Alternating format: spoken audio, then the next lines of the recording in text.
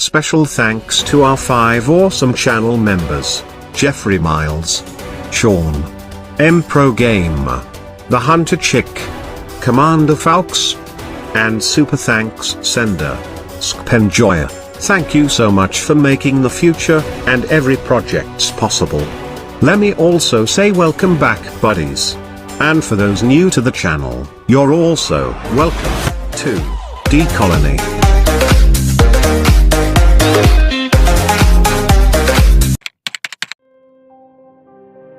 Good day, buddies. Several months ago we raised a colony of weaver ants, but unfortunately we let them go last summer for them to survive the heat wave. And along with them we raised another ant species, as weaver ants are natural aggressive hunters. Not only with other bugs, but with other ants as well. In short, we raise a feeders ant colony for them, which is this colony of Chromatogaster ants. As we want the weaver ant colony under our care to experience hunting other ants as they do on the wild as well. The weaver ants around my area mostly prey on black crazy ants. We can't just feed them wild ants for safety, so we attempt to raise a feeder ant colony to ensure a clean and safe supply of food that they can have on regular basis. That's the plan before we let the weaver ants colony go, and should be the first experiment we're conducting on this colony.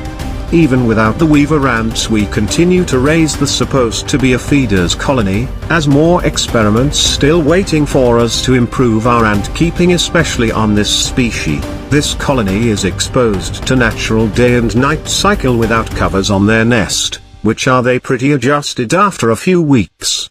Which we also successfully made on our destructor ants, and our experimental fire ant colony.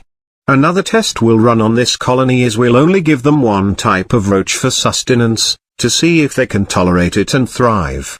For the roach we've chosen Blatter, lateralis, or red runner roaches. And this experiment started on their first meal, and still doing great so far as they didn't lost appetite yet. But the question is, if they can tolerate it for a lifetime. We'll try to find that out by raising them as long as possible, so stay tuned, buddies. Another experiment we've done includes population management of a huge colony, like our buddy P. Duncan, which we'll gonna answer later. Another experiment is we're raising this colony in a super dry nest, to find out if how dry can they thrive. As our main colony of this species living in a wooden nest, and only get hydrated once a month, so they lived on a pretty dry setup. They're a dry-loving ants, buddies, evident of them staying away on the water reservoir. They even choose to pile broods on the feeding area, than the humid, testing nest. We later on connected an additional test tube, on hopes of them to move the broods who's on the outworld to this dry test tube.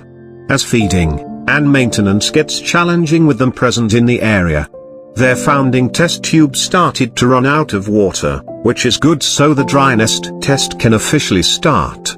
We prepared the Formicarium we're using to continue the experiments, which is this acrylic ant farm with vertical nesting space. A type of ant farm which is notorious on failing, but I'm confident that our dry-loving ants will thrive here, even without watering the nest. Let me share some of the modifications I did on the ant farm for the colony. First is we block the entrance, as we're drilling another one on top. That'll make our experimental colony happy, I guess, as they're an arboreal species. That at least will give them a feeling of climbing. We drilled holes for magnets, as we're also modifying the lid. Then set a layer of plaster for the flooring.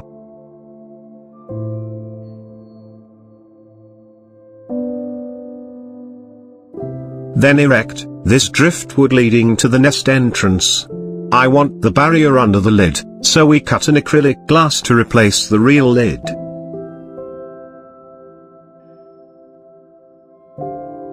We connected it the next day, as feeding the colony is getting harder with them occupying their old little outworld. They moved a portion of the colony in a month. And yes, buddies, the blue waste on the nest is from the sponge. As I suspect on the design, the mesh doesn't fit nicely. but didn't mind it as we don't want to water the nest anyway. But I've planned to remove both the sponge and mesh to provide more space for the colony, but we just forgot about it. It's not that bad though, as the ants are the one removing the sponge for us. You can see this waste product on the nest buddies, which could be problematic for most ant species, leading to health problems. But not for this ant colony, as I don't really mind giving them big nest for their size, as they can clean the nest themselves, anytime they need the space for the broods. I'll show you later how clean this nest had become after they occupy it. Fine, now look at their founding test tube. So clean, right? But if you notice early or on their journey it's so dirty. But they've cleaned it since they run out of space. They also clean out the dried cotton of their dried water reservoir. This ability of this ants is what I like the most. Imagine if all ants is clean freak like them, ant keeping would be so easy.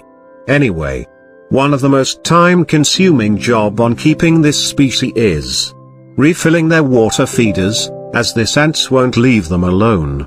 Even after days or weeks of being emptied, I still need to remove them manually just to do a refill. Or they'll swim, or get crushed while tightening the lid. To simplify this part of keeping them, we're installing an external water feeder, which is very good for this type of ants, as we can refill it easily anytime. We have this one which I bought online long time ago, but haven't used it. We're going DIY with the PVA sponge, as there's no sponge included with the product. We can also use cottons here, but sponge is just more durable.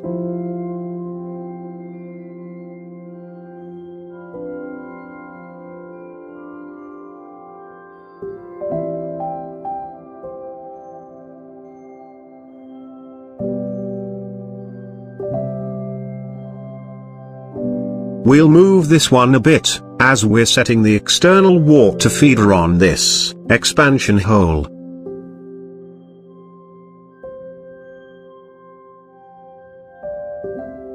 And they love it.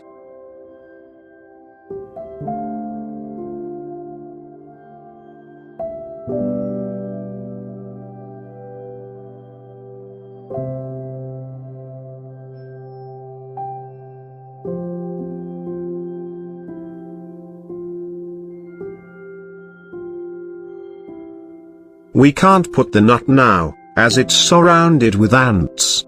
It's tight enough so I don't think we'll be having any problem without it. As the colony grows, they also put pile of broods near the water feeder. And even though PVA sponge is more durable than your typical sponge, the worker ants manage to dug on it as expected, so we end up covering it with mesh to avoid future escapees. They definitely need more space now. So let's go and prepare an additional setup for them. We're setting white grout on the flooring, to hold their driftwoods on place and to also highlight our black ants into this light colored floor. We also top some part of it with a dry fine sand. This is an old ant farm buddies, we can literally see it from the glass.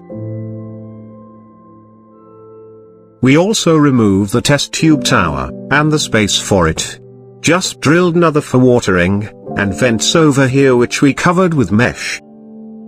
Anyway, let's get it connected, as everything on their current setup looks full already.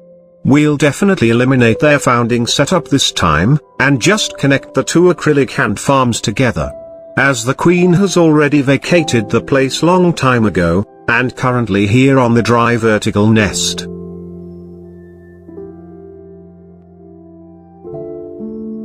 No words, but the workers is like saying, finally, a bigger space.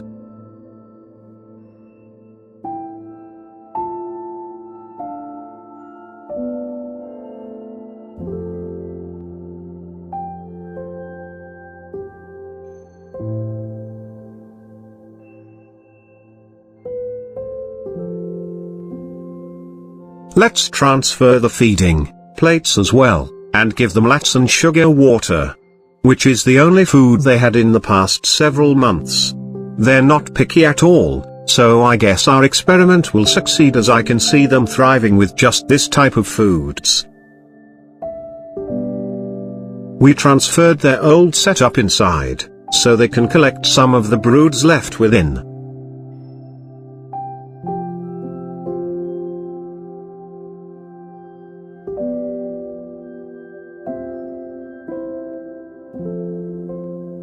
We'll water it a bit for the first time, buddies, just to convince them faster to move here on the nest. But we'll never water it again, as we're gonna test if they can grow and thrive in a super dry nesting space. Which I believe they can, based on my observations of my main colony. As this species is really tough, we just need to make sure they have an ample supply of drinking water.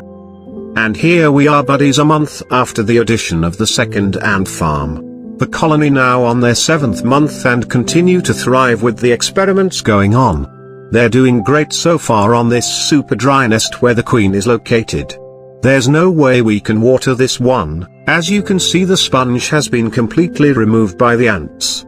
The dirty chambers few months ago is now absolutely clean. As I have told you earlier, buddies, these ants can really do the job as long as they need the space. And on the recent nest addition, bunch of workers have moved, but just a few broods with them for now. Most of it is placed on the first ant farm, which we can totally tell as a super dry nest. But not zero moisture, of course, as I live in the tropics, which is very humid. One of the reasons they can survive, as the air is naturally humid, even without nest hydration. And they have no signs of slowing down either, under those conditions. Now let's cover a bit of population management for our buddy P. Duncan, and some others who got same concerns. Like how to manage a mature and massive colony of tens of thousands of ants. The basic and first of the list is providing them enough space and food, and you'll be good. But some wants to keep their colony numbers under control. You can do it by picking a species that won't grow too big of your liking. But some who keep ants species that just around them, have no choice. But you can control, or slow down their population somehow by controlling the food supply and temperature. For the food, you should do it right from the start, means from their first meal. Don't just do it out of nowhere to a mature colony, as they will suffer and might get a huge die-off, leading to a complete demise of the whole colony. Or force their way out to find food, that'll may lead to mass breakout. Another way is the temperature. Certain ant species have a range of temperatures they thrive in. If you want your colony to be at minimal numbers, provide the coldest temperature which they could still normally live but won't grow so quick. As the hotter the temperature is, the faster their broods develop. Combining it with the controlled food, you'll get a smaller colony in the process. Some others control the population by introducing a predator. It's like killing the workers indirectly. Though the method is only good if you have your colony on a large planted terrarium. Some others do it directly by killing some worker ants by themselves, to manage the population. If you don't wanna do it manually like me, but choosing this method, you can use an insecticide chalk. What it does is it kills ants and roaches by dehydration. We can just draw a line around the ant farm, and the ants that will cross it will die in a few minutes. Much better than killing them yourselves, right? Which is time consuming too. I usually use it around my tanks to eliminate the roaming wild ants, that might attack my ants at any given time. But in population management, you can also use it to reduce the worker numbers. It's also good to use in a certain ant species, like our acrobat ant here, who can walk on a fleon barrier. Yes, buddies, they can cross them, but not that easy. But if left alone, they'll definitely weaken the barrier by establishing a way out route. So what we do to control them is simple. If you got a lid like this, just remove the mesh and it'll be open. And we'll just use the chalk to draw a barrier around it.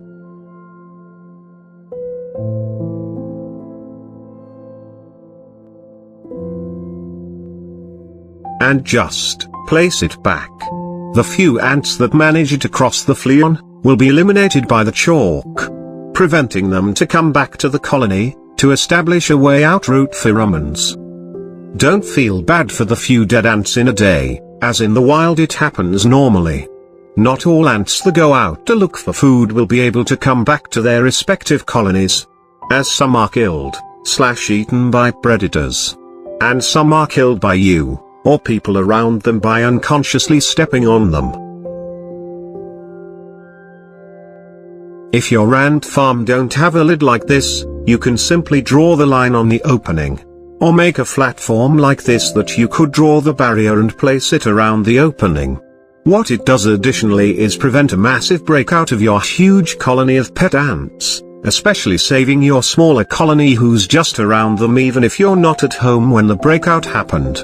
With a chalk barrier present, it can also help you to determine if your escape prevention needs refreshments or reapplication, as you'll notice more dead ants than usual.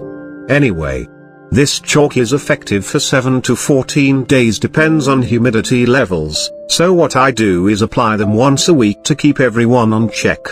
Though this one should only be used to establish colonies buddies, you shouldn't use it on young and small colonies where every worker counts for their survival. If you have other methods in keeping your colonies on check, feel free to share them in the comments. I just hope you have learned something from this video, guys. Be a genie for the first time, by granting my wish and tapping the like and share button, that would help a lot. This is D Colony, saying goodbye for now, but hoping to see you on my next videos.